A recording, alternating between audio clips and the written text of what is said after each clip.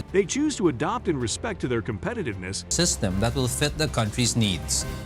I am for federalism. I am for peace. Many Filipinos have strong opinions on whether or not their country should adopt a federalist structure of government. Over 100 million people live in this varied archipelago, yet the government has had a hard time bringing about balanced development throughout the country's many regions. The promise of federalism lies in its potential to provide more authority to regions, increase local autonomy, and advance equitable economic development. This video discusses the details of federalism in the Philippines, examining the pros and cons of the system as a means to build a more stable and successful country. Currently, the Philippines are governed as a unitary state, with all power and authority centered on Imperial Manila. The idea of a unified federal government for the Philippines was first proposed by Jose Rizal. In 1889, he had an article titled "The Philippines a Century Hence," published in the Barcelona-based propaganda daily La Solidaridad, in which he laid on his idea of federalist rule. Emilio Aguinaldo and Apolinario Mabini, revolutionaries in the Philippines, also advocated partitioning the islands into 3 federal republics in 1899. Professor Jose Abueva of the University of the Philippines was an early advocate of federalism in the Philippines in the 21st century, arguing that the country's variety necessitated a more decentralized system of governance. Decentralization increased local control and access to resources, particularly for areas outside of Metro Manila, which has long been seen as quite imperial, are the key aims of a constitutional change. Before going deep into the video, first have a look at federalism and what it means in the Philippines. Then a federal form of government, 2 different tiers of authority,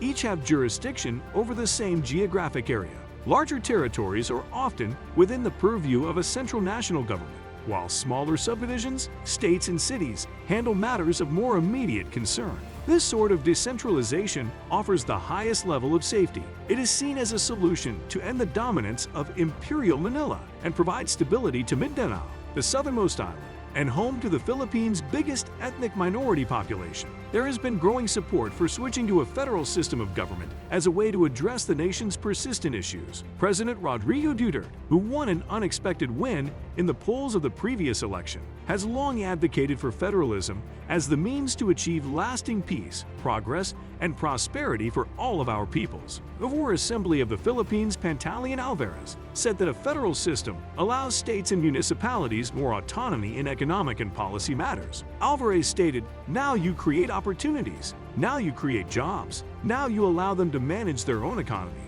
Now you give them the chance to chart their own destinies." Talking about federalism, we must know what comes up with that. We will be discussing few points. Federalism's advantages.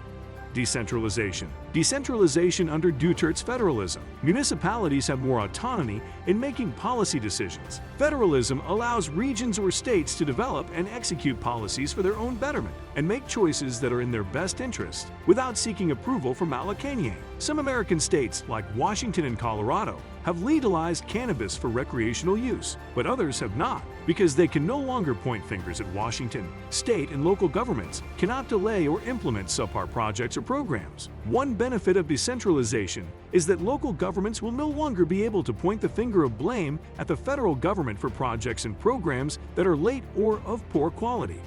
Economic effects.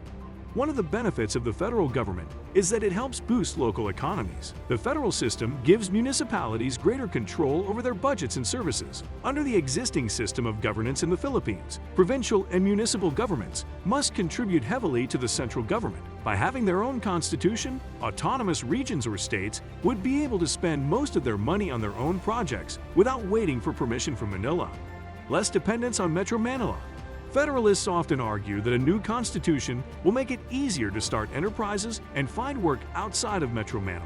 Metro Manila received 35% of the national budget, while making up just 14% of the population. The ability of local governments to manage their own budgets is a key benefit of federalism. On the plus side, this means that federal funds will be allocated more fairly across the 50 states. Many others migrate to Metro Manila in search of permanent employment or to launch a new enterprise. If the autonomous regions' economies grow as a result of federalism, it might mean greater prospects for employment and investment outside of Metro Manila. Now you must be coming up with a question. What do the people of the Philippines want? Do they want federalism? In 2009, Pulse Asia released the results of a study they had conducted to gauge public opinion on the proposed charter change. According to the survey, 42% of Filipino adults were against the amendment, 25% were unsure, and 33% were in favor. In addition, Pulse Asia found that anti-charter opinion did not alter much between 2006 and 2009,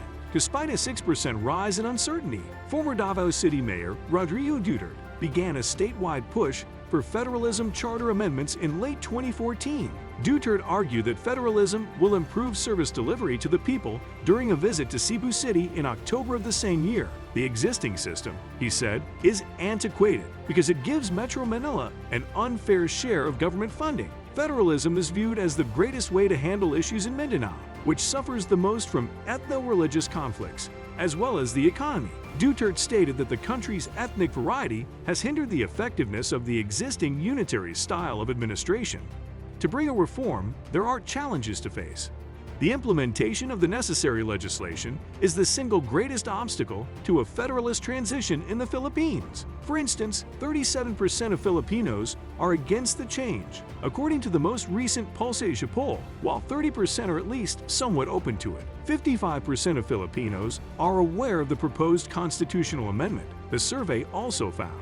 When it comes to doing business, American investors are less enthusiastic about federalism than their international counterparts. The Joint Foreign Chambers of the Philippines and the Philippine Chamber of Commerce and Industry have not yet come out with a statement on the government's intention to change the structure of government. Organizations like these claim that although small firms want federalism, large corporations generally do not, but they do acknowledge that certain large corporations are receptive to the idea. The main business organizations in the nation are advocating for a constitutional amendment, although they are only interested in the economic elements. These organizations include the Makati Business Club, the Management Association of the Philippines, and the Financial Executives Institute of the Philippines. If the Philippines goes the federalism path, the European Chamber of Commerce in the Philippines has been quite outspoken about offering assistance so that the country may learn from European best practices. Companies will likely maintain their skepticism over any major changes to the political system.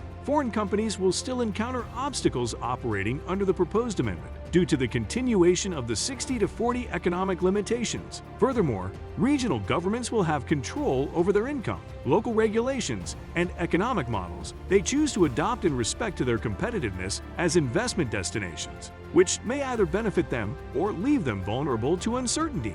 That's why it's important for potential foreign investors to know whether the federated areas would simplify the process of doing business by conforming to national norms or making it more difficult by deviating from them. There might be unintended consequences for enterprises if local governments impose more nuanced changes in tax rates. The difficulty comes in whether or not state leaders will be able to enable local entrepreneurs or firms. Even though the Ministry of Micro, Small and Medium Enterprises will have the opportunity to grow on specific programs that may serve the particular requirements of the federated area, the expected cost of the restructuring of the Philippine government is 235.5 billion Philippine pesos, about $4.433 billion. The federal charter would interfere with economic momentum and infrastructure development, the National Economic and Development Authority claims. What does federalism promise for the Philippines? By devolving authority to individual areas, encouraging widespread economic development, and safeguarding the Philippines' rich cultural heritage, federalism holds great promise for realizing the Philippines' full potential. Careful planning, strong institutional structures, and extensive stakeholder participation may help overcome the obstacles and factors to be considered. As the nation moves forward, it is up to the Filipino people, their leaders, and the institutions charged with protecting the country's interests to decide whether or not to adopt federalism. As the discussion proceeds, it's important to take into account the examples of other federal countries, weigh the pros and cons of a federal system, and determine whether or not it suits the specific socio-political setting of the Philippines. Having heard about federalism, do you think it would be beneficial for the Philippines? This was all about federalism in the Philippines. I hope you liked this video. Make sure to like this video and subscribe to our channel. See you in the next one. Till then, stay safe.